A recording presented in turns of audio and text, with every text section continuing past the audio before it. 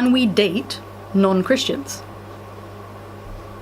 What do you think? Do not be yoked together with unbelievers, for what do righteousness and wickedness have in common? Or what fellowship can light have with darkness? What harmony is there between Christ and Belial, Satan? Or what does a believer have in common with an unbeliever? Basically, no.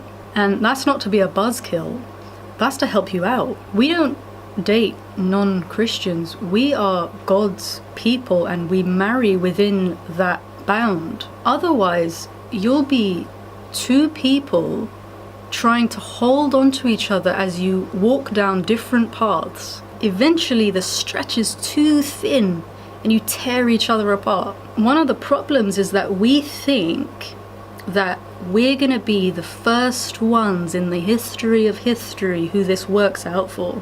We think we're special. We think we're above the law. You're not. And if that is the attitude, if you do believe that, okay, maybe it hasn't worked in the past, maybe it doesn't usually work, but, me and this person, we're gonna make it. What exactly are you trying to prove? Like, are you trying to prove that God's wrong? Are you trying to prove that he don't understand modern dating? Are you trying to say that, he doesn't know this unbeliever's heart as well as you do?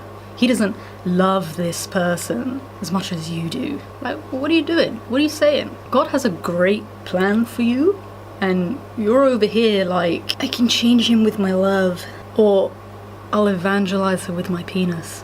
Sorry, but let's be real.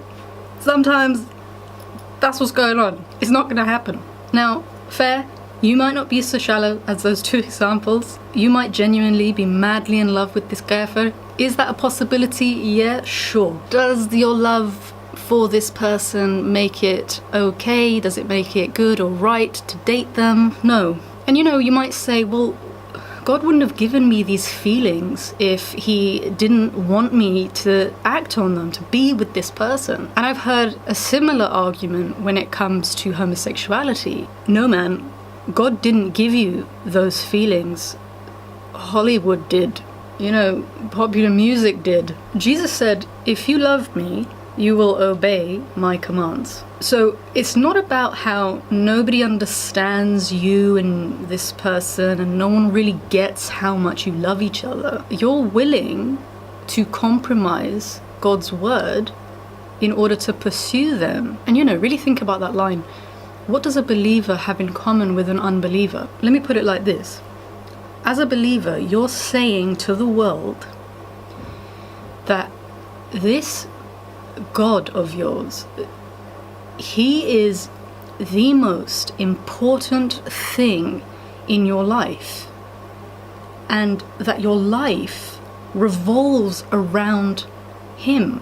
Now, how is that going to play out with someone whose life revolves around something worldly? There's a problem with your foundation.